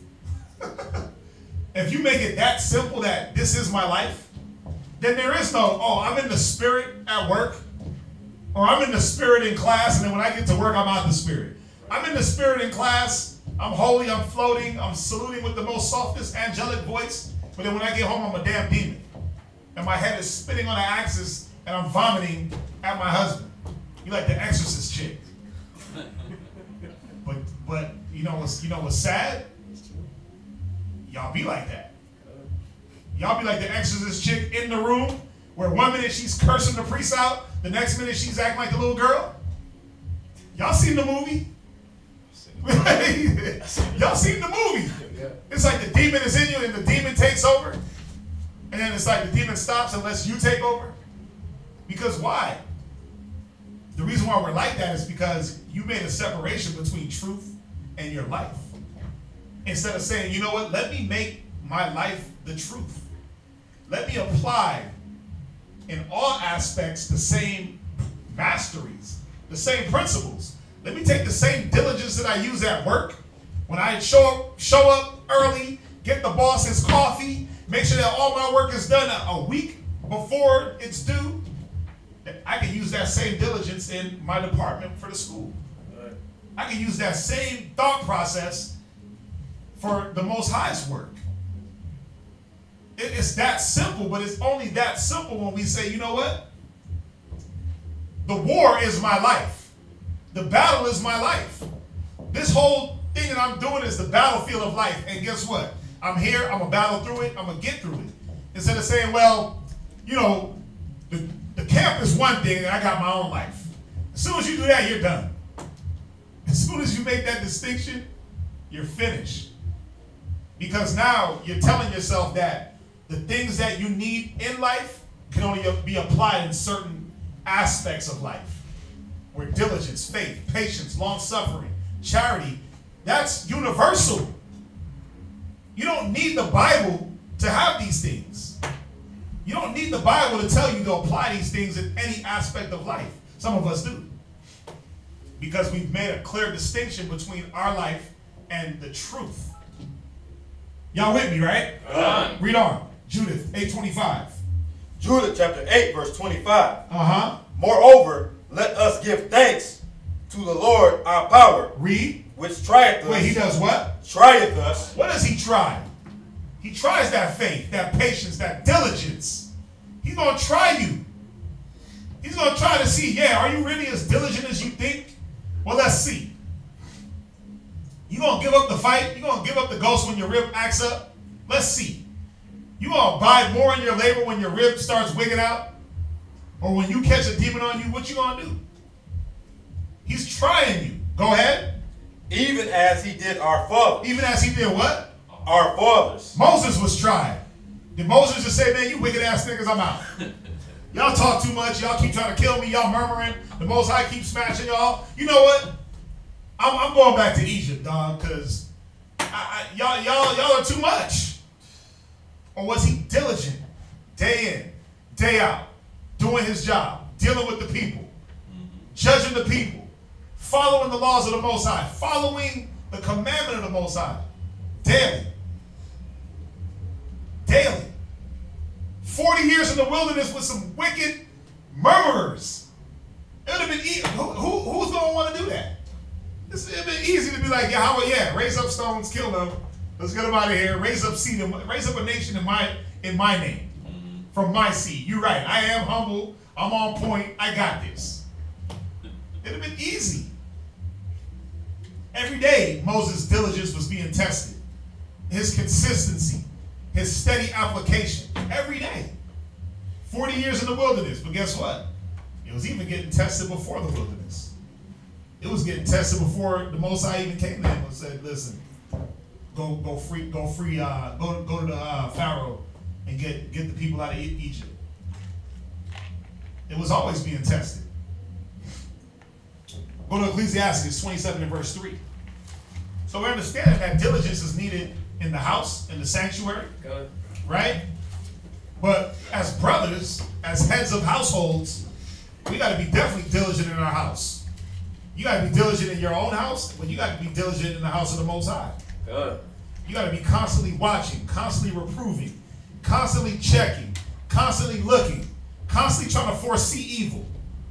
Else, this is what's going to happen. Read. Ecclesiastes chapter 27 and verse 3. Uh-huh. Unless a man hold himself diligently in the fear of the Most High. Yeah, unless a man stays constant in application in the fear of the Most High, meaning, you know what? I got my wife, I got my kids. I got to make sure that I got to constantly, as much as they may hate it, as much as it annoys me, I got to constantly show them the right way. I got to constantly tell them to pray. I got to constantly tell them to read their Bible.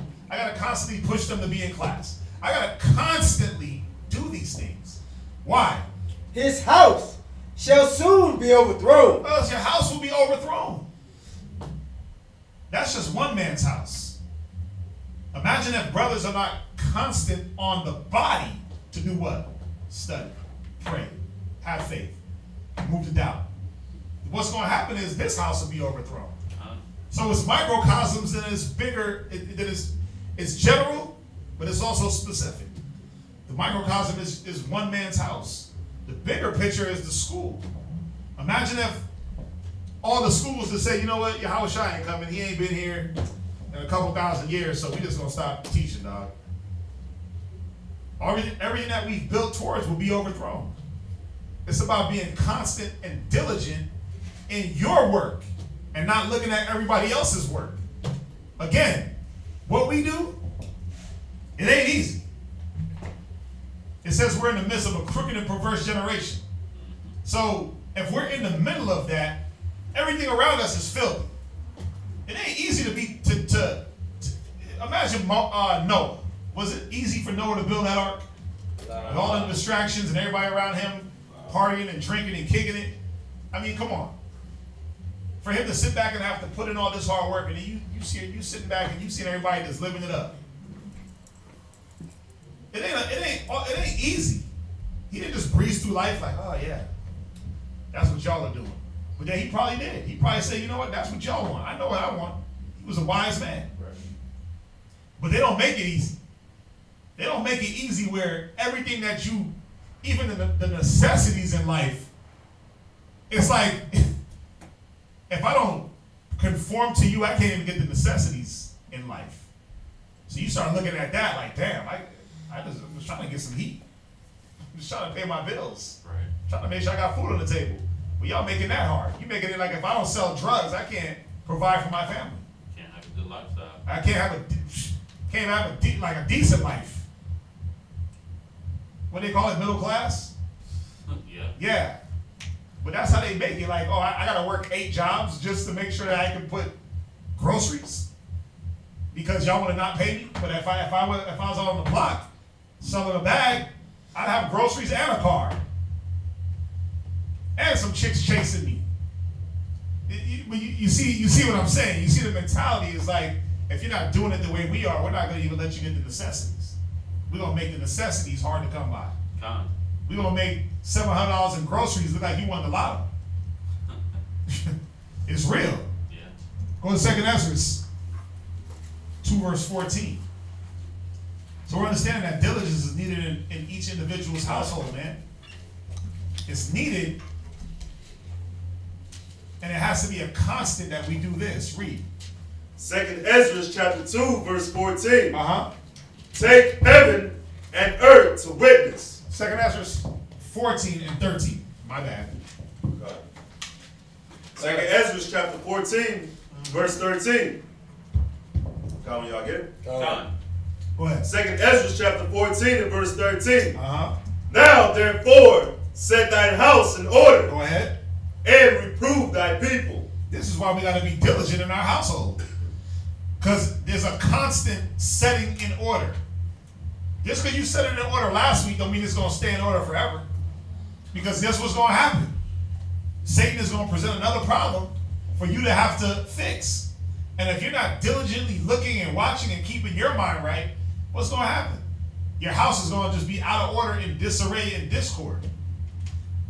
That's how it goes. Think about it. Who in here studies at least 3 times a week. Okay? So you study 3 times a week. Do you still have problems? We all got problems. But does the problems affect? You let your problems affect you? No, because you're constantly studying, right? Now, if you stop studying tomorrow, would you still have problems?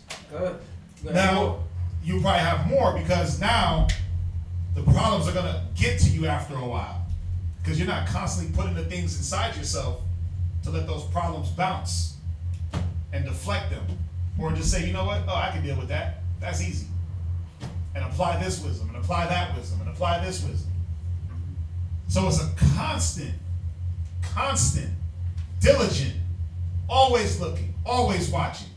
I was gonna tell them, like, you know, try to make it a habit to read that Ecclesiastes 2 every day.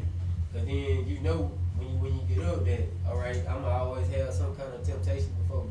I'm going to have to go through some kind of hardship. And then even or if I just happen to get brought low today, you know, everything is in that, in that Ecclesiastes too. Yeah. So, you know, you can start off, you know what I'm saying, with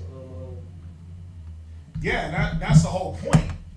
It's about waking up and putting on the armor daily, not just, well, you know what? This is where brothers and sisters mess up. I'm going to show you. It's like the scriptures say, put on the armor of the Most High, right? And it tells you all the armor, the sword, the shield, the helmet, right?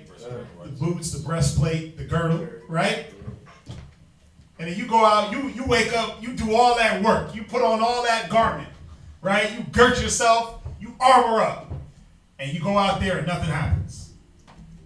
And then what happens? What does the mind, the mind tell you to do? take it off. It says what? You don't need it. Yeah, I don't need to put on the helmet because I didn't use it yesterday. And then what happens is, you get smashed over the head. Because you were like, oh no, it's all good. You know, I'm just going to coast. You stop being diligent and doing the same thing over and over and over. You stop being repetitious. In a good way. You stop being, the word is religious. You stop being religious in a good way where you don't know what's going to happen. At least be ready. Right. At least be ready to fight. But who's the one that get caught? The one that's off, the one he get caught off guard, right? The one that catch that bullet is because why? He didn't wear his vest. You got the vest on all 80,000 days of the year. And the one day you didn't vest up, you got shot. Ain't that how it go? Yeah, the one day you didn't have the heat with you, you getting bust at? Because you got lax, you got slack, you stopped being diligent. You stopped doing the thing over and over to get to the goal. Read where you at. Verse 13, second precept. Uh-huh. Comfort such of them as be in trouble. Uh-huh. And now renounce corruption. And that's the whole point of being diligent, is that it's about comforting the ones that are in trouble. It's about renouncing corruption. You don't just renounce corruption once and then all of a sudden it's gone. When Satan came and tempted Yahushua, what did it say he did? He left for a time. Say he left for a time, a season, right? Right. So you got to know that, okay, I fought the battle, I won, but guess what? It's going to come back. So I got to be constantly building. What's up? Oh, what's up? Hey, it's funny you said that because I teach people that too. Like, everybody be talking about being blessed, this, that. I say, yeah, because most times he say he'll bless you in that due season. I said, we got 4 seasons in a year. Right. So it's going to be 3 seasons. You don't know when or what season it's going to be that you're going to you don't have to endure and be constant and be favorite, you know what I'm saying, and still be girded up and not wither. Right. And listen, it might be the season of ass whoop. Right. It might be the season of the check, where you about to get checked 7 times over.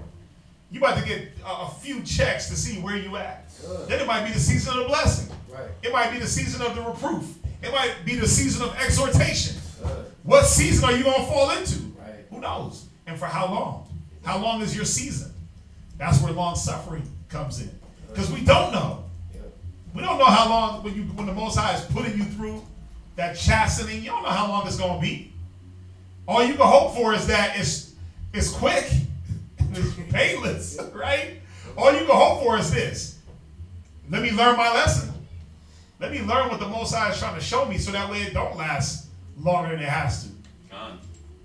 And then to take it back, you know, to that Deuteronomy when he say, because thou didst not serve me with joyfulness and gladness of heart.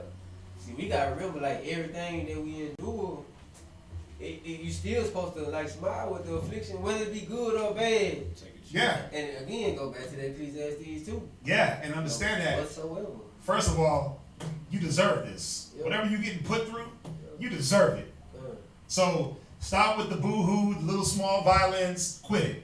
You deserve it. Because if you're going through it and you made it through it and you got something else to go through, you should be happy. Because you didn't have to die for what you're dealing with. You just went through a little bit of affliction. You deserve it, man. We all deserve what we get. Whether it be a check or death, we deserve it. Go down to 2 Corinthians 8 and verse 4. 2 Corinthians 8 and verse 4. 2 Corinthians chapter 8, verse 4. So we're understanding, man, that it's about being diligent in all aspects of life. Not just in your life, not just at your house, but it's about the body, the sanctuary. But it's important to be diligent at home. It's important to start the way finish the way you started. You can't be the gung-ho Israelite disciple for Christ, gangster killer, and then taper off into the Christian. Like, yeah, I'm going to show up on Sunday. Like, that don't make sense. How you going to start out one way in the spirit and then think that the flesh is going to make you perfect? You got to start and end the same way with the same diligence and fervency, the same zeal. Read where you at. 2 Corinthians 8 verse 4. 2 Corinthians chapter 8 verse 4. Pray us with much entreaty. Go ahead. That we would receive the gift. Read. And take upon us the fellowship of the ministry to the saints. So Paul he's about to go in and talk a little bit about Titus and show what type of man Titus was. Go ahead. Verse 5. And this they did, not as we hoped. Read. But first gave their own selves to the Lord. So what did they do? Gave their own selves to the Lord. Go ahead. And unto us by the will of God. Wait, whose will? By the will of God. Go ahead. Insomuch that we desire Titus. Why did they desire Titus? Read. That as he had begun. As he what? Had begun. Come on. So he would also finish in you the same grace also. See, they understood one thing about Titus, that he was a diligent man. That he was going to be constant and consistent. He wasn't going to start out strong and then whimper out. He wasn't going to shoot his shot in one go. Right? He had a lot of shots. He was just going to keep putting them up. Right? They knew that Titus was a diligent man. The way he began was going to be the way he was going to end. That's why Titus was desired. Diligent men, women. That's what the Most High desires. Go ahead. Verse 7. Therefore, as ye abound in everything. Wait. What were you supposed to do? Abound in everything. Well, how come we're regressing? Abound means to grow. Why do some of us regress? Well, where there's no vision, the people perish. Idle hands teacheth much evil. Could we get idle? We forget. We become forgetful hearers. We stop looking well to our going. This is why we don't abound. We're supposed to abound. Read it again. 2 Corinthians chapter 8, verse 7. Therefore, as ye abound in everything. In some things. In everything. Well, I've been grown in this aspect of life, but everything else is not needed. In everything. Come on. In faith. In what? In faith. Wait. The faith was supposed to abound and not diminish. Go ahead. And utterance. And knowledge. Right, but you see the problem is with some bros, some sisters, it's like, yeah, I'm going to abound in knowledge. Everything else, I don't need. The Bible says knowledge puffeth up. I got all the Bible verses, scriptures, books, but what about charity, love, peace, joy, long suffering? What about diligence? Kindness, right? Hospitality. What about all these other things? Well, I don't need that because the Bible says. Okay, you could throw some scriptures out there. But what about discernment on when to use those scriptures and how? How about how deep to cut? How about you got the scriptures, but you trying to go in with a sledgehammer when you need a scalpel? How about that? Like, you got knowledge, but again, knowledge puffeth up. Go ahead. And in all things, Slack. And in all diligence. And in all what? Diligence. Go ahead. And in your love to us. Read. See that ye abound in this grace also. Right. And this is what we should be doing. We should be abounding in all diligence, with faith, with long suffering, all diligence, all constant business. Let me read that definition again. Steady in application to business, constant in effort or exhortation to accomplish what is undertaken. This is what we should be doing. It's needed in all aspects of life.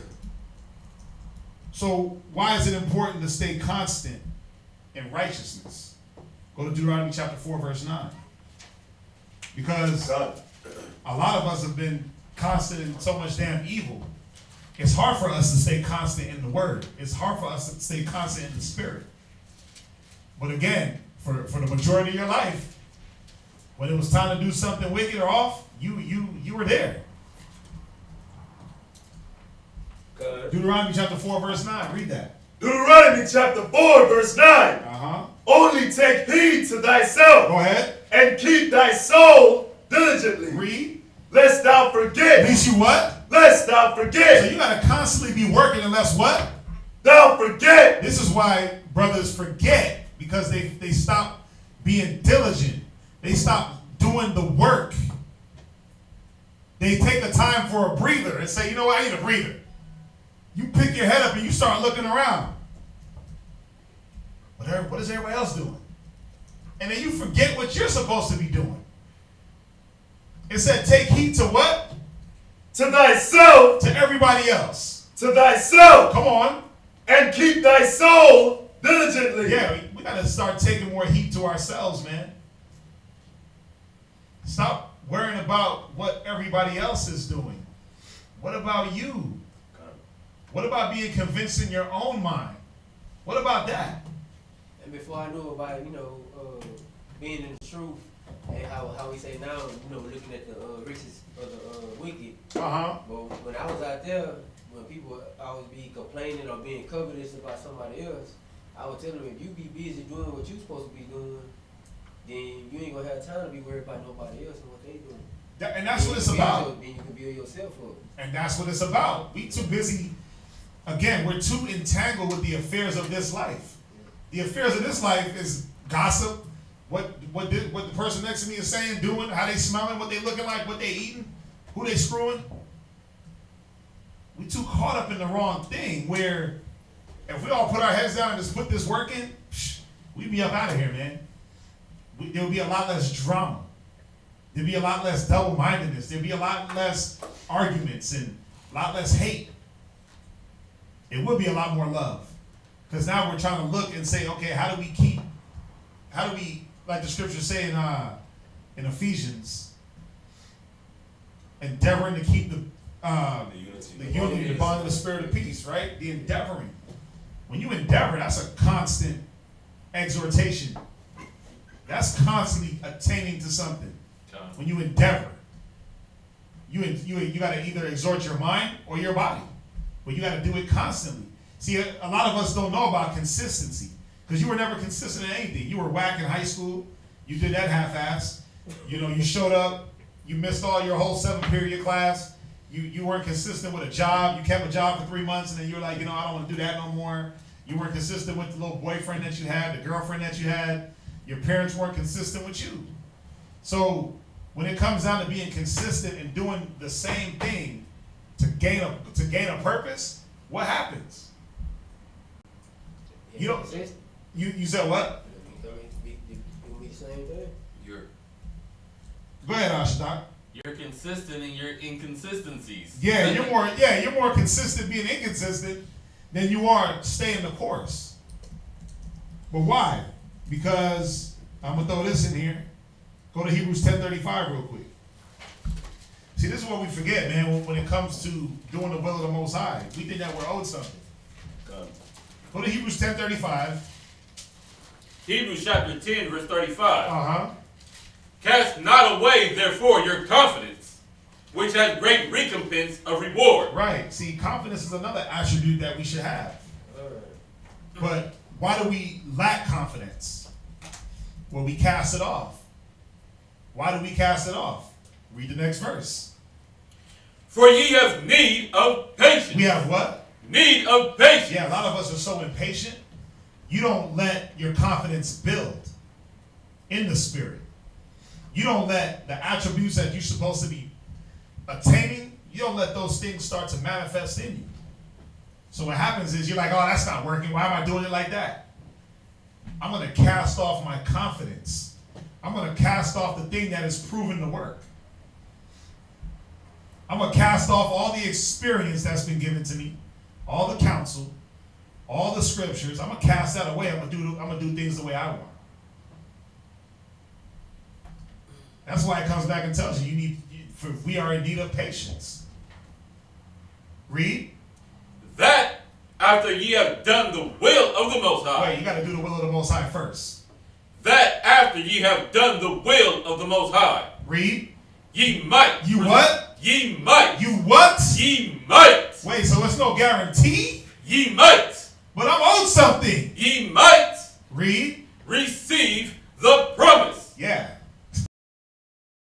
Somebody got you in a headlock. I'm here because my husband. See, you got sisters. You got sisters that are still here for their husband. I'm only doing it because my husband, right? But then what's happening is, in them trying to do the will, you're not doing it in the right mind. So what's happening is they're doing the will, but the Most High is throwing obstacle courses right in front of them the whole time, and they're not growing. They're not growing as fast as the sister that's like, you know what? I'm here for Christ. And in that, I'm going to be here for my husband. So they're not growing at it. They're not growing. So everything that's, I need you to do this. I need you to do that. Well, I got to do it like that. Why we got to do it like, it's always a question. Why we got to do it like that? Why do I got to do that? How come I got to do this? So what happens? They boot themselves out. So if you're not doing it for the right reason, yeah, you might get the promise. The promise is there. It's just like grace, right? Is grace there? It says grace has appeared to all men. Does every man get grace? No. See what I'm saying? Because why? A man might do something and just get judged right there on the spot. Grace ain't there for him. He's dead. Right. But So, in his situation, like that means his sin, it was full. Basically, it was same way how you talk about the Gentiles. The time the Gentiles was filled, whatever it was between him and Most High was. Yeah, it was his time. That was it. Yeah. Right. It was his time. It was his time, but you know, the promise is there for us. Right? It says, does it say that the saints of the Most High will be given the kingdom? Lie. It says the saints of the Most High shall take the kingdom. So it's for us to take. It's there. Go out and get it. Because if it was just about giving it to us, you think the Most High don't want to just give us things? Right. The Most High said, I know the thoughts that I have towards you. Thoughts of peace and not of evil. For you to have an expected end. The expected end is that we make it to the kingdom. Right. The Most High wants that for us, but we have to show the Most High that we want it for ourselves. See, but our problem is this. We think... After we start webcast, it crashed on me. Oh, it's all good? Okay. Yeah. We think that, what? Well, I'm here, niggas. That's how some Israelites deal. Like, some women deal like that with their husbands. Like, here's your headband. They'll sew some shit. They'll sew a headband. Here's your headband. Here's your food. It's not done with love. It says the Most High is not unrighteous to forget your labor in love. A whole other realm. This is going to a whole other talk. But, huh? I said Colossians. Yeah, I said wholeheartedly, like Colossians 3:23. Yeah, it got to be done wholeheartedly to the Lord.